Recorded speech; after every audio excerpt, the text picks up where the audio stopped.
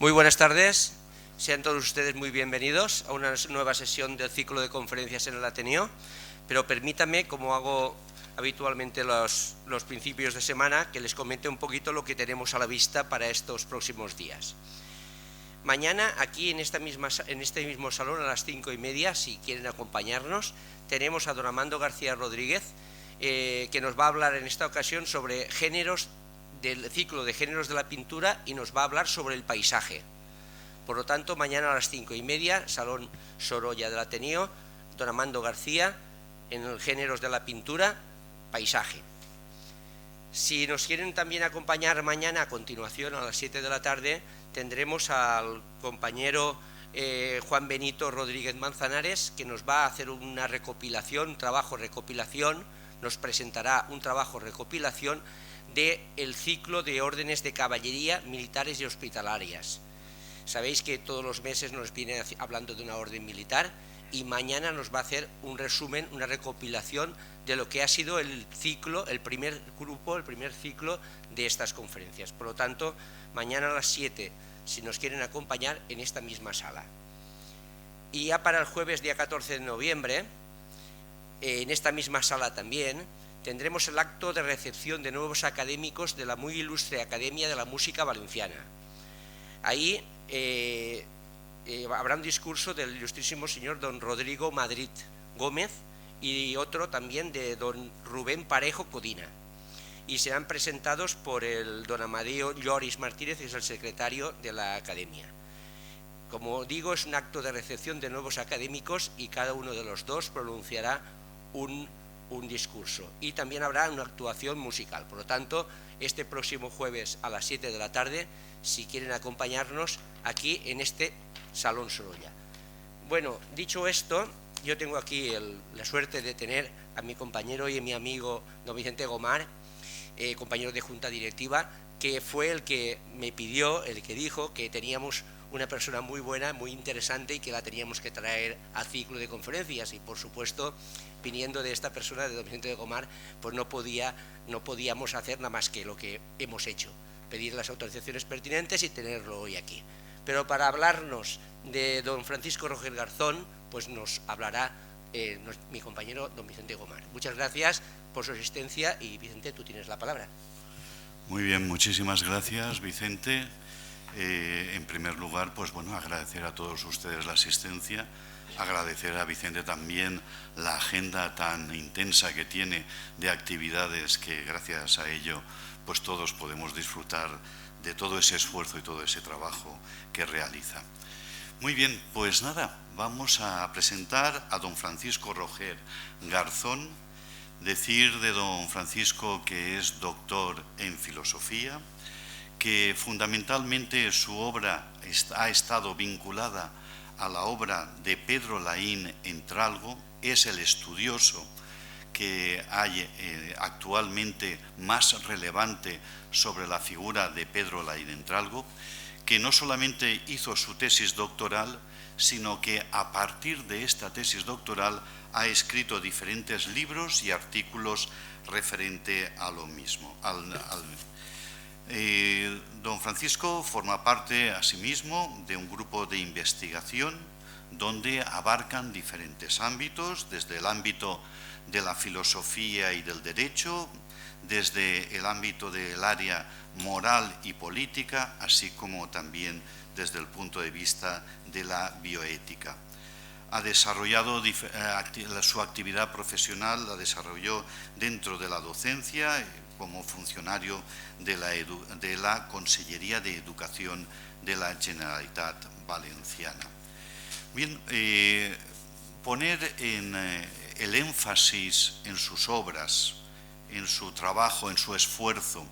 Es un investigador minucioso, trabajador, un investigador que ha estado buceando en todos aquellos archivos que hasta ahora habían resultado difícil acceder a ellos. Destacar su obra, El concepto de personalidad y amistad, en Pedro Laín Entralgo, su formación en Valencia, esta obra que tenemos aquí y que es una obra exquisita. ¿Por qué razón? exquisita en el sentido de que evidentemente nos muestra la figura de Laín de Entralgo, todo lo que significa su tiempo en Valencia, puesto que él fue pensionado en el Colegio Mayor Beato San Juan de Ribera, que actualmente es el San Juan de Ribera, y donde, bueno, pues ahí, como ustedes saben, pues estaban las personas, los jóvenes más relevantes y que tenían méritos más que suficientes para ser pensionados. Estudió medicina, estudió también ciencias químicas. Bueno, pues destacar especialmente esta obra, donde además el mundo intelectual de Valencia queda reflejado, como también hoy nos lo va a reflejar con este encuentro entre Laín Entralgo y Rafael Calvo Serer. Una obra muy recomendable, donde aparece la figura del padre Antonio Rodilla, que, vamos, una de las grandes personalidades en el mundo eclesiástico. Y bueno, pues destacar también otra obra, como es la obra La aventura de escribir, de Pedro Laín Entralgo, la tercera de las obras, Las generaciones españolas vistas por Pedro Laín Entralgo, una obra también exquisita, donde aparece la generación de 1880, la generación del 98, la generación del 14, del 27, del 36, del 56, una obra realmente encomiable a los ojos de Pedro Laín Entralgo, como nuestro ponente pues va desmenuzando con gran precisión, con todo el tino que un investigador pues debe de tener en exponer su obra. Bien, y entre otras muchísimas artículos que tiene, estos son los libros que hemos mencionado, tiene artículos como Democracia hoy y siempre, Reglas para la vida o el arte de vivir, Dos buenos samaritanos con 2000 años de diferencia, Europa ayer y hoy, etcétera, etcétera, etcétera. Pero esta tarde lo importante es escuchar a Francisco Roger y decir como preámbulo que la historia se repite. Y como podemos ver, pues bueno, pues efectivamente él hoy nos va a desmenuzar la obra de Pedro de Laín Entralgo, donde exponía la España con problemas, y vamos a ver también en esa especie de sinopsis en la cual uno puede ir en la medida en que va escuchando al conferenciante, pues también ver pues los visos o ver las referencias que actualmente tenemos en esta España. Pues muchísimas gracias, don Francisco Roger Garzón, tiene usted la palabra. Adelante, gracias. Muchas gracias.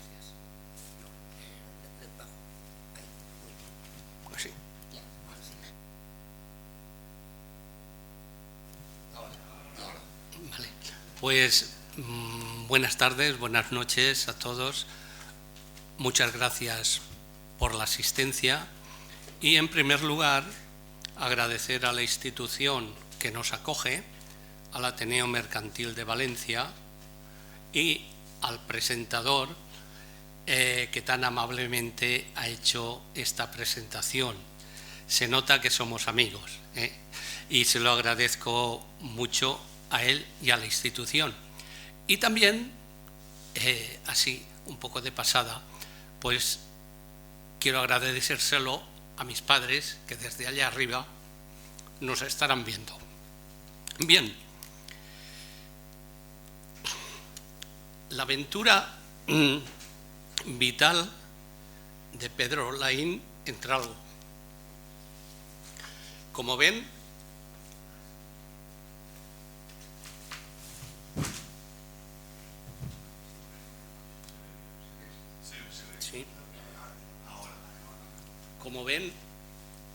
nace en 1908 en un pueblo pequeñito, no muy grande, Urrea de Gaén, en Teruel. Era el hijo del médico. Y muere en Madrid en 2001. Va a la escuela, fíjense que hasta en sus memorias agradecido a su maestro, don Antonio Galve, su enseñanza. Un hombre correctísimo, qué detalle. Y pasó por hizo el bachillerato en distintos institutos porque iba con un tío suyo que era profesor y cada vez lo cambiaban, y entonces estuvo en Soria haciendo el bachillerato, en Teruel y en Pamplona. Y se enteran en su familia que habían unas becas en Valencia donde, aprobada la admisión o la beca, digamos, mediante una oposición, pues les daban matrícula, vestido, la comida, el alojamiento, todo. Esto es una joya pedagógica única para mí, única en España, y eran pocos, y como dice la gente, pocos y buenos, o pocos y muy buenos, pero con la condición de que todos debían ser o eran becarios. Es decir, no había, digamos, la entrada libre, es decir, yo voy, pago, y no, había que hacer una posición para entrar. Entonces, claro, esto, quiérase o no, sube el nivel tremendamente y es como el primer centro de esas inteligencias avanzadas que luego la pedagogía ha sacado, es decir, centros especializados para los superdotados y tal. Pues esto, sin proponérselo, pues eran pues casi todos superdotados, porque allí junto con él salieron pues grandes personalidades como López Ibor, el médico, el gran psiquiatra, don José Cosgrau, que fue rector de la universidad, José Luis Villar Palasí, ministro de Educación, que hizo la reforma del 70, y un montón de catedráticos, es decir, de ahí, de los pocos que eran, hasta antes de la guerra. Bueno, este colegio abre las puertas en 1916. 1916. Solo quería aclarar un poquito, porque quizá la gente lo confunde, es decir, es una institución, digamos, particular. No es, aunque se llama de San Juan de Ribera, no es, digamos, estrictamente de San Juan de Ribera, sino que está el Colegio Mayor en Burjasot, lógicamente, cerca de la televisión, a la entrada de Burjasot, y que hay allí una escultura de San Juan de Ribera, pues al lado está el colegio, pegado a la iglesia de San Miguel, los que conozcan Burjasot. Pero quería aclararles una cosa, de que esto era, digamos, la finca donde iba a veranear el arzobispo Ribera, pero después el arzobispo Ribera muere en 1611, siglo XVII, pero llega en el siglo XIX la desamortización de Mendizábal, con lo cual ese edificio se lo quitan a la iglesia o al arzobispo y pasa a otras manos, y se va vendiendo hasta que una señora marquesa, doña Carolina Álvarez, pues lo compra. Y fíjense lo que es el asunto.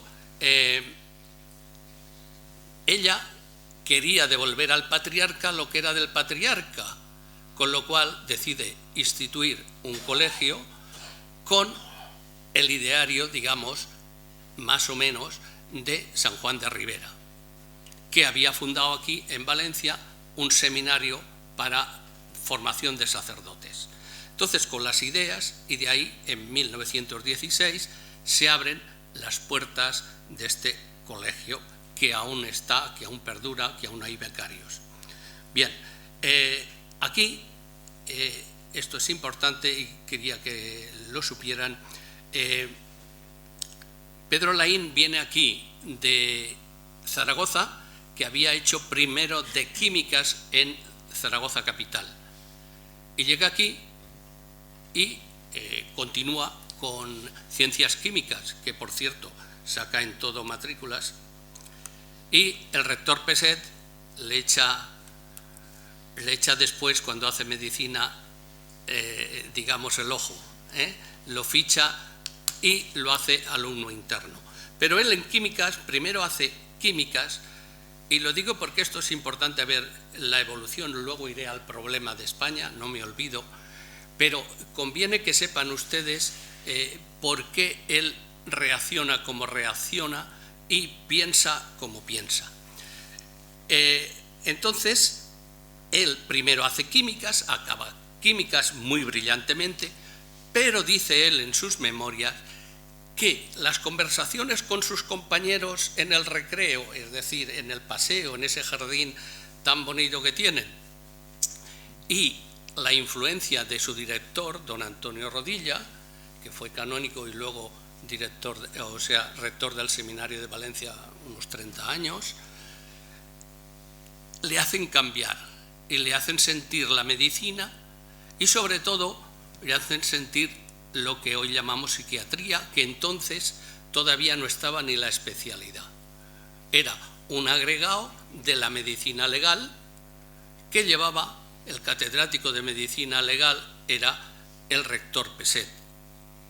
Y como había hecho tan brillantemente la carrera de químicas, pues el rector le ficha de alumno interno para su departamento. Y es él el que luego le echa una mano para que le den la beca de ampliación de estudios en psiquiatría en Viena, por la junta que presidía don Santiago Ramón y Cajal, de la Junta de Ampliación de Estudios. Él va con una beca a Viena a estudiar. Está allí del 1931 hasta el 33 y vuelve porque un amigo de aquí, que le han quitado la calle, el doctor Marco Merenciano, pues le informa de que va a salir un trabajo para el psiquiátrico de Valencia. Viene a hacer la oposición y lo que ocurre muchas veces, pues que la oposición pues fue para el sobrino o el familiar del concejal o lo tal. Bien, él pues lo encaja así un poco más y le buscan un trabajo en una institución que era entonces nueva, que se llamaba, digamos, instituto escuela. Era eso que después no ha seguido, no la hemos continuado.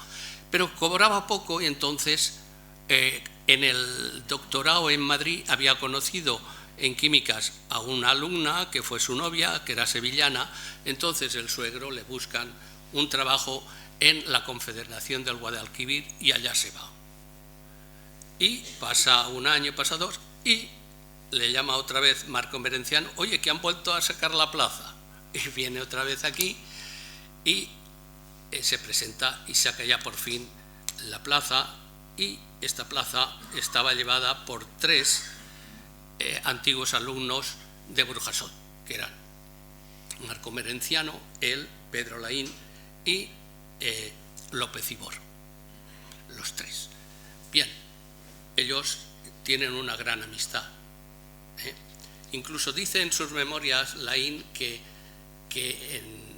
vivió en 2 calles, primero en Conde Altea y después en la Gran Vía, cerca de donde vivía don Juan José Barcia Goyanes, y estando allí dice que ponen una clínica psiquiátrica en Valencia, y comenta él en sus memorias, dice: en un año no vino nadie, o sea que no, el asunto no estaba. Pero estamos en el año 1934 y sigue con su trabajo en el psiquiátrico, que le dejaba horas, y él los dedica a la lectura. Entonces leía por todos los lados, por todos los sitios, por todas.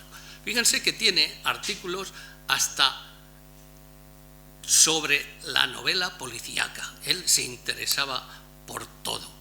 Bien, 1934, y resulta ya, nos pasamos al 36, a julio del 36, y resulta que el catedrático de anatomía, don Juan José García Goyanes, le invita, porque vivían en casas de la Gran Vía a 2 o 3 puertas o patios, y le invita a dar unas clases en Santander, pero no en la Universidad Internacional de Santander, sino en un colegio que le llaman el Colegio Cántabro, que era de una orden religiosa, porque don Juan José, que era muy religioso, pues era presidente de Acción Católica, y la Iglesia quería competir de algún modo con la Universidad Internacional de Santander. Entonces querían también, como hacían aquellos cursos de verano, pues estos querían hacer también cursos de verano. Y allá se van don Juan José y Pedro Laín a Santander. 18 o 17 o 16, pero un hombre, este Pedro Laín, que yo pues no me había fijado, comenta él en sus memorias que sale aquí en el tren de la Estación del Norte, y dice, y allí decía en todos los idiomas buen viaje, y yo me he fijado en los ladrillos y hasta ahora no me había fijado en francés, bon voyage y todo eso. Y yo digo, pero qué detallista y qué hombre tan inteligente. Pues bien, dice, pero llegamos allí, estalla el 18 de julio y no pudieron volver hasta que acabó la guerra. Es decir, cómo cambia todo. Por eso, él, y ya voy a centrarme en lo de España como problema, estamos ya en guerra. Estamos ya, ha estallado la guerra en unos sitios antes, un poquito después, pero llega allí y no pueden salir. Y entonces ya se plantean a ver cómo y de tal manera. Pero no les he dicho, y quería que lo supieran para saber por qué las cosas evolucionan así, que Pedro Laín tiene un hermano que se llama José Laín, y este José Laín era secretario de las, digamos, Juventudes Socialistas Unificadas, es decir, el Partido Comunista. Digamos que era el segundo, estaba Santiago Carrillo y José Laín, que era el secretario. Entonces hay que ver por qué él tiene estas actitudes, cómo su padre, que era médico y era digamos, de tendencia socialista, quería a su hijo, digamos, influirle en sus ideas. Pero al llegar aquí, a este colegio mayor, tanto la institución, que era religiosa y es religiosa, como los compañeros, el director, le hacen formarse y entender la vida de otro modo. Y acepta conscientemente y voluntariamente y con verdadero interés el catolicismo y la forma de vida religiosa. De ahí que opte ante la guerra, que es lo que él dice, yo en otro momento no hubiera optado en ninguna de mis decisiones si no hubiera ocurrido esto, la guerra. Y opta, primero salen de Santander con un barco y pasan a Francia, y de Francia a Pamplona, que estaban, digamos, los nacionales. En Santander estaban, digamos, lo que llamamos los rojos, ¿no? Y en otro estaban los azules. Bien, pues el asunto es que él voluntariamente decide adscribirse a un bando o a otro, cosa que en otro momento no hubieran hecho. Pero esto le influye de tal modo, y ahora ya entramos en lo de España como problema, en que él se da cuenta en los primeros meses del 36 y se pregunta, ¿por qué hemos llegado a esto? ¿Por qué nos estamos pegando? ¿Por qué nos estamos matando? Si mi padre tiene otras ideas, mi hermano tiene otras ideas, yo tengo otras ideas, pero ¿por qué tenemos que llegar a matarnos? Y eso le influye de tal modo que no lo olvida en toda su vida. Y decide allí, en el 1937, estando en plena guerra, decide no solo investigarlo y explicárselo para sí mismo, sino se compromete a explicarlo a los demás. Y esta es la razón de que escriba obras sobre España o el problema de España o España como problema o una y diversa España, es decir, ¿a qué llamamos España? Todo eso viene por la gran influencia, es decir, no sé cómo decirle, el gran trauma que le causa que por qué toda una nación tienen que pegarse. Y entonces se empieza a hablar como la tradición de las dos Españas, ¿no? ¿Por qué estas dos Españas se están pegando? Ese es el problema de España. Y el problema de España, él va descubriendo que los españoles nos hemos estado pegando pues siglo y medio o 2 siglos y estamos a punto, ¿no? Es decir, entonces él va a investigar por qué nos pasa eso a todos. Y o sea, es el primero es un hombre muy trabajador, un intelectual muy honrado, ha escrito más de 100 obras. Hay autores que afirman que es el que más ha escrito del siglo XX y también que es el que más ha escrito sobre españoles. No le hemos hecho mucho caso, no le hemos hecho mucho caso. Ni siquiera hemos tenido el detalle, ni la administración, ni ninguna entidad, de publicar sus obras completas que yo reivindico. Y lo que sí que les digo que el libro tiene la parte de historia de la medicina que él era, y de los pocos, por eso es una autoridad a nivel internacional, porque ha hecho una historia de la medicina, una historia universal de la medicina con 7 tomos, con su equipo, que hay pocos que lo hagan. Con uno del departamento ahora hablaba hace poco y me dijo, hoy no se haría.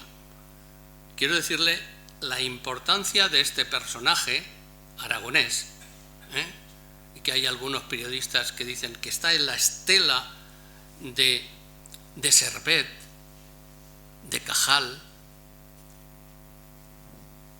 Entonces, este personaje no le hemos dado ni le hemos sacado el valor que tiene, pero que tiene muchas dimensiones. Es también literato, es también humanista, es psiquiatra, es periodista, ha hecho obras de teatro. Bueno, y ni lo hemos apreciado, ni le hemos hecho caso, ni le damos la importancia que tiene. El libro más leído de él es La generación de 1914, que hay veces que él llama del 13 porque dice, es que Azorín en el jardín ya empezaron en el 13. Bueno, poco importa que si al 14 la gente le ha puesto generación del 14 porque es en relación con la Primera Guerra Mundial. Entonces, él dice que le gustaría haber pertenecido a la generación del 14 porque dice que es la mejor y más brillante de todas las generaciones españolas, porque está Ortega, porque está Marañón, Pérez de Ayala, Juan Ramón Jiménez. Entonces, a él es un enamorado de la cultura. Y otra de las reflexiones que se hace en la guerra, primero, nos estamos pegando como hermanos. Segunda cosa, y muy importante, la cultura española, los intelectuales, por causa de la guerra se van a dividir y vamos a perder cultura, como así pasó.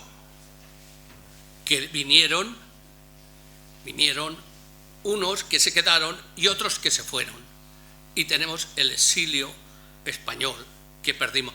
Eso él ya lo veía, que la cultura española podía tener un déficit grandísimo y trató de remediarlo, en la medida que pudo o que le dejaron. Porque si nos vamos a 1951, cuando accede Joaquín Ruiz Jiménez a ministro de Educación, muy amigo de Pedro Laín, bueno, no les he dicho en el tiempo que durante la guerra él decide hacerse falangista. Ante eso, él opta bien. Y resulta, como era un hombre con unas cualidades tremendas, que enseguida pues lo fichan para ese grupo que hay detrás, de cabezas importantes detrás de los dirigentes, y él está con un grupo del cuñado de Franco, que es Serrano Súñer, y Dionisio Ridruejo, y ahí forman un grupo que él se llamó el Gueto al Revés, que está aquí, y que era sobre todo grandes poetas, como Luis Rosales, estuvieron allí, y que hacían de todo, pues igual hacían censura, que libros, que los que le mandaban. Era el grupo en que se apoyaban estos hombres. Y allí estuvieron, primero en Pamplona y después en Burgos, cuando el gobierno de Franco estaba en Burgos. Bien, tenemos ese asunto, y él ve que la cultura española puede caer por motivo, empobrecerse, desintegrarse por motivo de la guerra. Ya tenemos dos causas. Y trató de evitarlo durante toda la vida. Y ese mínimo aperturismo de Joaquín Ruiz Jiménez, porque Joaquín Ruiz Jiménez le dice a Pedro Laín, porque veían todos que era el gran intelectual, tanto de la Falange como de España, le dice Joaquín Ruiz Jiménez a Pedro Laín: mira, Pedro, me han nombrado ministro de Educación, quiero que tú conmigo, tú de su secretario, y yo de ministro, vamos a llevar el ministerio. Y él se resistió, no quiso, no quería, no quiso, de hecho. Y ya por fin le convence que por lo menos sea rector de la Complutense de Madrid. Pero se sintió él siempre más intelectual que político, porque si hubiera sido otro, cuando te llaman así, cualquiera pierde, vamos, pierde todo por el cargo, ¿no? Pues este señor no quiso ser político. Y incluso de rector no dejó de dar clases y de escribir sus libros. Y cuando pudo, bueno, vino el cese del 56, en que empiezan los primeros enfrentamientos de los estudiantes del SEU con los otros, y hay un disparo, unas manifestaciones, las primeras total, con lo cual llega la destitución de Joaquín Ruiz Jiménez y del ministro del movimiento. Y él se ve, sin destituirle, se ve en la obligación moral de irse, y se marcha. Bien, pero siguió escribiendo sobre España, sobre la historia de la medicina y sobre la antropología, que era lo que a él le gustaba. Tiene un libro que se llama Antropología Médica, la relación médico-enfermo, es decir, un ministro. A partir de eso ya empiezan a prohibirle que dé conferencias. Ya él iba a un hospital y no, han suspendido la conferencia y tal. Ya se vio poco a poco marginando, pero nunca dejó de trabajar. Es más, cuando murió el año de María, aún tenía en preparación una obra, El morir de la persona. Es decir, morir con las botas puestas, que decimos, ¿no? Es decir, este hombre sí que murió con las botas puestas en su trabajo y en su interés, porque la cultura española no perdiera nada. Estuvo estuvo en el origen del Consejo Superior de Investigaciones Científicas, con el Instituto Arnaldo de Vilanova. Y siempre no se limitó a su cátedra ni a su especialidad, sino que tuvo una mirada amplia siempre, una mirada amplia. Incluso se comprometió 5 o 6 años a hacer crítica de teatro en una revista que a lo mejor algunos de ustedes la conocen, que es La Gaceta Literaria. El Cuadernos para el Diálogo, junto con Joaquín Ruiz Jiménez, vino después en el 60, esto fue un poco antes, y venía lo del Cuadernos para el Diálogo por la preocupación que tenían ellos de que España no volviera otra vez a enfrentarse y a tener una nueva guerra civil. Esa era la gran preocupación. Y él estuvo, junto con el hijo de José Ortega y Gasset, en el inicio del periódico El País, que luego compró, no sé si el Partido Socialista o Prisa o alguna sociedad de eso ya no sé. Pero él estuvo en... ¿Por qué? Porque estaban preocupados en que España no volviera otra vez a las andadas, no otra vez a la guerra civil, a las guerras carlistas, a la guerra esta. ¿Por qué? Porque creen que lo peor es una guerra civil, porque lo que se destruye luego es muy difícil reconstruir y las consecuencias son muy largas y duraderas. Él dice que es lo más devastador que le puede ocurrir a un país, y de hecho ustedes ven que aún tenemos resquicios. Entonces, de ahí el Cuadernos para el Diálogo, es decir, y voy al problema de España. El gran problema de España, como ven ustedes, es la guerra civil, es decir, el enfrentamiento de unos contra otros. Eso, ¿cómo lo podemos solucionar? Lo podemos solucionar, según él, mediante la inclusión, no mediante la exclusión.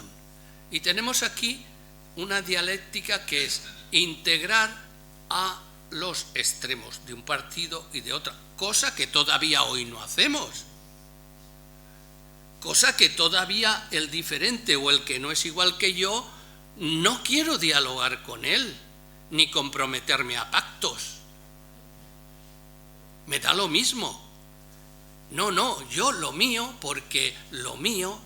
Entonces, él siempre ha acusado a España, a nosotros, que tenemos el defecto de el monolitismo, el yo y lo mío, y el enemigo o el silencio o la muerte, es decir, el enfrentamiento y no el diálogo y el pacto y lo que necesitamos hoy. El problema, el que nos pegamos, la solución, en que dialoguemos, en que pactemos. Esa va siendo la dinámica que a él le preocupó desde 1936, que estalla la guerra. Y que tenemos pocos así que hayan escrito, publicado y preocupado por ese problema, por ese gran problema que aún tenemos. Porque aquí, yo lo he visto ahora, incluso ahora en la campaña electoral, no, yo pongo la línea roja, por ejemplo, en un diálogo de estos que salen ahí, no, yo, si es franquismo, no. El otro, usted es un racista. Oiga, entonces, aún tenemos resquicios, todavía no hemos superado el gran problema que plantea Laín, y lo plantea como solución en que hemos de ir a pactos. Primero, asumir y respetar lo que nos ha pasado, y después superarlo. ¿Entendemos? Eso es un hábito que él llama después el mal hábito psicosocial de la guerra civil, que es: tú eres rojo, tú eres azul, tú tal, ya estás etiquetado y tú ya nada, tú ya no puedes hacer vida normal, ni pactar, ni convivir, ni nada. Entonces quiero decirles, e intento que vean ustedes el problema, que, claro, esto trasciende a los pueblos y a las familias. Lógicamente, no se puede decir que una guerra civil ha pasado y ya no hay nada, no. Eso cuesta años y años superar eso, y con buena voluntad, y a veces no se llega. Y entonces, él hablaba siempre de tender puentes con el otro, con los diferentes, tender puente. Y hablaba también del abrazo dialéctico. En la dialéctica, ya saben los filósofos, que los dos extremos contrarios, si se juntan para avanzar un escalón más, ¿no? Eso lo tenía él muy, muy metido, tanto es así que hay autores que dicen que eso fue su santo y seña de su vida.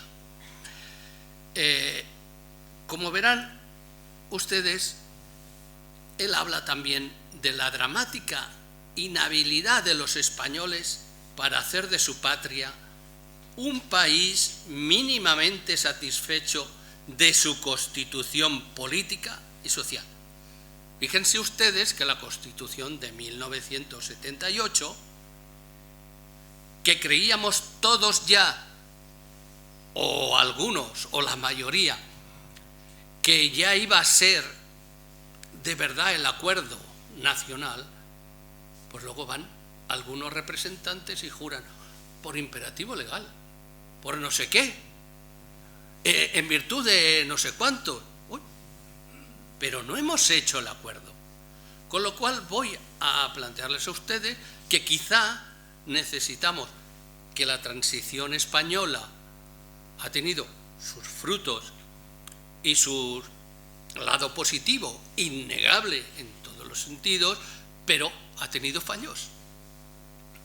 Ha tenido fallos. Y como ha tenido fallos, tenemos que subsanarlos. Y para subsanarlos, pienso y veo que necesitamos otra transición, no del mismo modo, una segunda transición. No del mismo modo, porque hay que respetar lo que ya está bien hecho, pero hay que reparar las goteras, todo lo que esté mal hecho. Es decir, el señor Osorio, vicepresidente con el presidente Suárez, Alfonso Osorio, dice que estamos en una democracia imperfecta. ¡Ay! ¿Por qué? Pues mire, porque las listas electorales están bloqueadas. Es decir, uno no elige al que quiere, elige al que le pone en el partido. Y el mismo Alfonso Osorio, que no es nada sospechoso, ya se ha muerto, lo decía en un artículo que viene aquí en el libro, que las listas y bloqueadas le decían en Europa que así estábamos construyendo una partitocracia y no una democracia. Se lo decía el de Asuntos Europeos, el señor Faures escribe.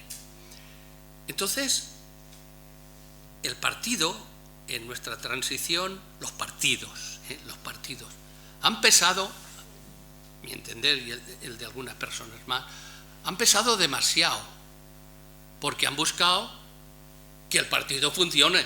Pero oiga, no es que no queremos que el partido no funcione, queremos que funcione también la sociedad, y que funcione bien, y que funcione para el mayor número de gente, en que esta democracia, que aún tiene fallos, tenga unas listas no bloqueadas, sino abiertas, y tenga una mejor ley electoral. Entonces, esos fallos, pienso yo, que tenemos que debatirlos para una segunda transición bien hecha, sin cambiarlo todo, que no puede ser como la de franco hacia la democracia. No, no, hay que respetar lo que tenemos, pero hemos de corregir lo que todavía no está correctamente para todos. Problema dificilísimo, porque el problema aún sigue, aún lo tenemos. Solo falta ver lo que hemos visto en Barcelona, en Cataluña, todo eso. Hay gente que no quiere, dicen que dialogan, pero no quieren el diálogo. Dice que diálogo, todos dialogan, sí, sí, pero a la hora de la verdad, no. Hay líneas rojas. No quieren, no, yo con usted no, pero ¿cómo yo? No, usted es ultra tal, el otro ultra no sé cuál, pero no. Entonces, pienso que una convivencia, dice aquí, el gran problema es una convivencia íntimamente desgarrada, rota por la reiteración de guerras civiles durante el último siglo y medio. No podemos estar otro siglo y medio más así. Tenemos que enfrentarnos al problema e intentar solucionarlo. ¿Cómo? Muy difícil. Pero se empieza por algo. Y por lo primero que se empieza es por concienciarnos que es necesario. Decía Freud que la voz de los intelectuales dice, sí, sí, lo repetirán 1000 veces y tal, y no les harán caso. Pero a la larga vencen los intelectuales más que los políticos. La voz de la razón, a la larga, aunque de momento no se nos haga caso, en ningún sentido, yo no represento a nadie, digo en general, será más fructífera que la voz hemífera de los políticos y sus intereses. Este problema que vivió tan intensamente Pedro Laín, pienso yo que tenemos que volvérnoslo a pensar y intentar solucionarlo. Y como él decía, su teoría era tener una voluntad asuntiva y superadora. Es decir, el problema de la escisión cultural y política de los españoles ulteriores al siglo XVIII, pertinaz pugna entre las dos Españas. Hay gente que dice que no, dos no, lo menos 5, las que quieran, pero 2 que se pegan, se resuelve por la asunción unificante de una y otra España en una empresa superadora. Unos y otros hemos de superar ese problema de enfrentamiento. Ese problema es el gran problema que le preocupó toda la vida a Pedro Laín y que escribió esas obras. Y él quería que evitáramos el hábito psicosocial de la guerra civil que lo define él. La disposición anímica, a la vez consciente y subconsciente, deliberada y conativa, a creer y pensar que sólo con la eliminación del adversario, bien por la muerte, bien por el silencio, es posible una vida ciudadana verdaderamente aceptable y eficaz. Un gran error. Hemos de ir a la inclusión, no a la exclusión. Bien, como, a ver si veo el otro, quería rápidamente, a ver si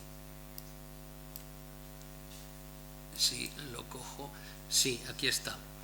Para que vean ustedes que no es que me lo invento, sino que se puede buscar, aunque sea en las bibliotecas. Estas son las obras de tema español que escribió nuestro personaje.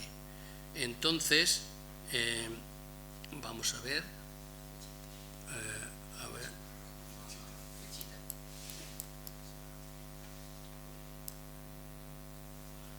Si se fijan, las generaciones en la historia era el preámbulo, iba a tomar notas, como era tan trabajador y tan exhaustivo, y le salió un libro entero para hacer la generación del 98. Este primero es, digamos, los fundamentos, las notas para hacer el segundo, pero le salió un libro entero ya de tomo y lomo. Entonces dijo, pues voy a publicarlo. Una y diversa España, es decir, una y diversa España. A mí este año me sorprendió mucho, lo digo por si aquí le surge a algún investigador las ganas de investigar eso, cosa difícil, que el Papa a los primeros de año salió a hablar por la ventana y dijo, Papa Francisco, la diversidad es un valor muy importante. Claro, hablaba del punto de vista de la Iglesia, pues no hay pueblos diferentes en la Iglesia católica. Muy bien, es una riqueza, es una virtud, bien. Pero a la semana siguiente sale otra vez y dice,